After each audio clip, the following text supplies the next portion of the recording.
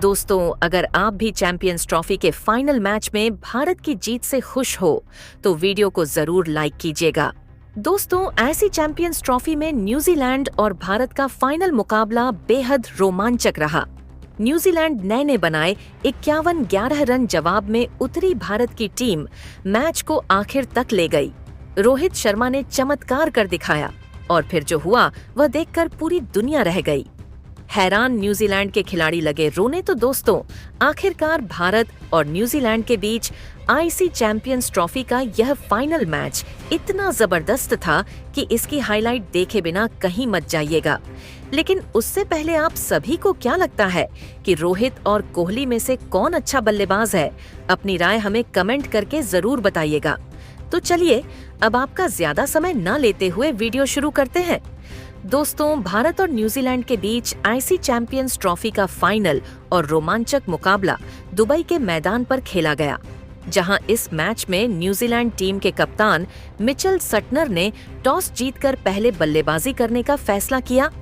अब उनको यह तो पता था कि भारत की टीम तैयारी के साथ आएगी और न्यूजीलैंड को मौका नहीं देगी। अगर एक विकेट भी गिरा तो और ऐसा ही होता हुआ नजर भी आया। यहाँ पर विल यंग और रचन रविंद्र ने न्यूजीलैंड के लिए पारी की शुरुआत की थी। दोनों बल्लेबाजों के बीच सब कुछ सही था, बस 8वें ओवर 2 तक। लेकिन वरुण चक्रवर्ती के हाथ में जैसे ही गेंद आई तो उन्होंने अपना चक्रवात दिखाना शुरू कर दिया। उन्होंने सबसे पहला विकेट विल यंग का चटका। जी हाँ, तीनों स्टंप्स के सामने विल यंग पाए गए और 23 गेंद खेलकर 2 चौकों की बदौलत 15 रन बनाकर वो वरुण चक्रवर्ती का शिकार बने। अब यह बड़ा विकेट गिर जाने के बाद केन विलियमसन पर जिम्मेदारियां बढ़ गई थी, लेकिन यहाँ रचिन रविंद्र उनका ज्यादा देर तक साथ निभा नहीं पाए। इस बीच रचिन रविंद्र के रूप में दूसरा बड़ा झटका न्यूजीलैंड टीम को लगा, जो कि इस मुकाबले में 12 रन की साझेदारी विलियमसन के साथ मिलकर कर पाए और 37 रन बनाकर अपना विकेट खो बैठे। अब यह बड़ा झटका लग जाने के बाद मैदान पर उतरे डेरिल मिचेल, जहां दोस्तों अब केन विलियमसन डेरिल मिचेल को समझाते हुए नजर आ रहे थे कि इस पिच पर स्पिनर्स को आप कैसे खेलें। लेकिन यहां पर डेरिल मिचेल और केन विलियमसन के बीच ये साझेदारी आगे बढ़ नहीं पाई, क्योंकि कुलदीप यादव ने सबसे पहले तो रचिन रविंद्र को आउट किया था और फिर केन विलियमसन, जो कि काफी दबाव में खेल रहे थे, उनको कॉट 8 बोल्ड आउट कर दिया कुलदीप यादव ने।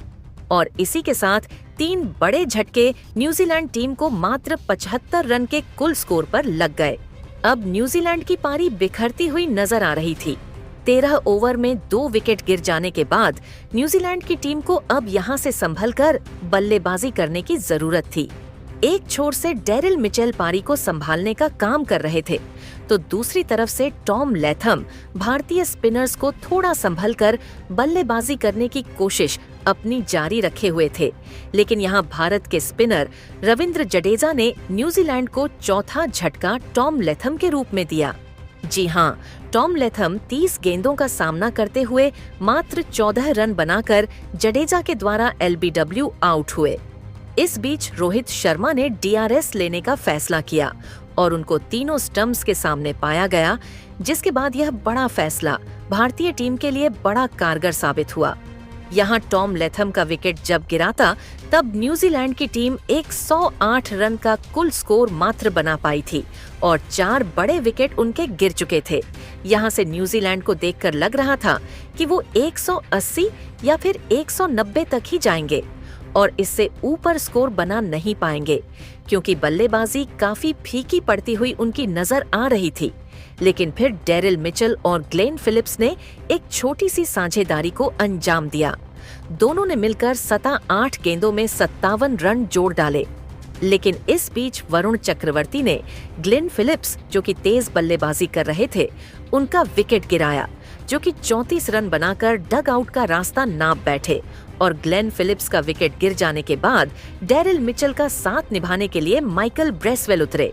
लेकिन फिर दोस्तों, मात्र अंत के 8 ओवर बचे हुए थे, तो डेरिल मिचेल ने सोचा क्यों न तेज बल्लेबाजी करके स्कोर को थोड़ा गति दी जाए। लेकिन यहाँ डेरिल मिचेल का यह प्लान विफल होता हुआ नजर आया। डैरिल मिचेल 101 गेंदों का सामना करते हुए मात्र 63 रन बना पाए और जुझारू पारी उनकी यहीं समाप्त हुई, जहां मोहम्मद शामी ने न्यूजीलैंड को यह छठा झटका दिया। अब डैरिल मिचेल का विकेट गिर जाने के बाद बस एक बल्लेबाज ऐसा था जिसने हार नहीं मानी, और वो थे माइकल ब्रेसवेल। जी हाँ, माइकल ब्रेसवेल ने 40 गेंदों का सामना करते हुए 3 चौके और 2 की बदौलत 33 रन बनाए, जिसके चलते न्यूजीलैंड टीम 251 रन तक पहुंचने में कामयाब हो सकी। अब यहाँ भारत के आगे लक्ष्य रखा गया था 252 रन का, लेकिन दोस्तों, इस पिच पर 252 रन बनाना टीम इंडिया के लिए इतना आसान होगा, यह किसी ने नहीं सोचा था। क्योंकि भारत की अगर आप गेंदबाजी देखोगे तो यहाँ स्पिनर्स को काफी विकेट मिले थे।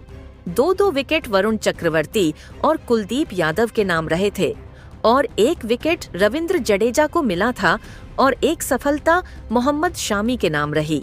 तो ये समझ में आ चुका था कि स्पिनर्स का इस पिच पर बोलबाला। एक और न्यूजीलैंड टीम फाइनल मैच में 3 तेज गेंदबाज लेकर उतरी थी, जो कि न्यूजीलैंड टीम को इस मुकाबले में बैकफुट पर लेकर जाने का काम कर रहे थे। और दोस्तों, फिर क्या था, यहाँ पर रोहित शर्मा और शुभमन गिल ने पारी की शुरुआत की। दोनों बल्लेबाजों ने आते से ही तेज गेंदबाजों को आड़े हाथों लिया, और इस बीच भारत के लिए इन्होंने मिलकर पहले 10 ओवर तक 70 रन बटोर लिए। यहाँ पर कोई समझ ही नहीं पा रहा था कि रोहित शर्मा आज क्या करने के लिए आए हैं, क्योंकि दोस्तों, रोहित शर्मा ने जब पहले ही ओवर में काइल जेमसन को जड़ा था, तभी समझ में आ चुका था कि वो रुकने वाले नहीं है।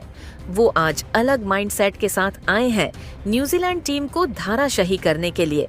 अब यहाँ न्यूजीलैंड के कप्तान मिचेल सटनर कितने भी प्लान बना ले, कोई भी प्लान उनके लिए कारगर साबित हो नहीं रहा था, क्योंकि रोहित शर्मा इस मुकाबले में ऐसी गति पकड़ चुके थे कि न्यूजीलैंड टीम का जीत प्रतिशत, जो कि एक समय पर 30 पर के लगभग था, वो घटकर बस 2 पर रह गया। जी हाँ, शुरुआत के 10 ओवर में ऐसा कुछ रोहित शर्मा ने कर दिया था। यहाँ उन्होंने सबसे पहले तो शमन गिल के साथ मिलकर अर्धशतकीय साझेदारी की, लेकिन इस बीच आपको जानकर हैरानी होगी कि अर्धशतकीय पार्टनरशिप में रोहित शर्मा के थे।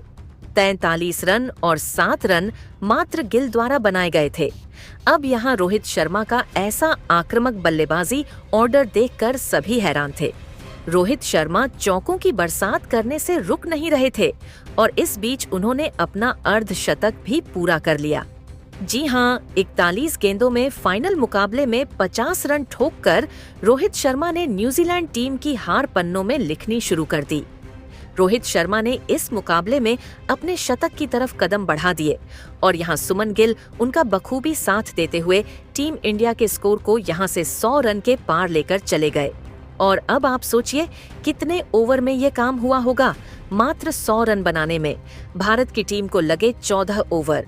और दोस्तों, इसी के साथ टीम इंडिया ने न्यूजीलैंड के ऊपर अपना दांव पेच कस लिया था, और भारत की टीम इस मुकाबले में ऐसी दमदार बल्लेबाजी के दम पर मुकाबले को अपने नाम करने में कामयाब हो सकी। और भारतीय टीम की इस जीत के बाद रोहित शर्मा, विराट कोहली सभी ने खूब मिलकर जश्न मनाया, और जश्न का माहौल भी बाकी। अब आप सभी की क्या राय है? आईसीसी चैंपियंस ट्रॉफी का फाइनल मैच जीत जाने के बाद अपनी राय हमें अपने विचार कमेंट करके जरूर बताइएगा।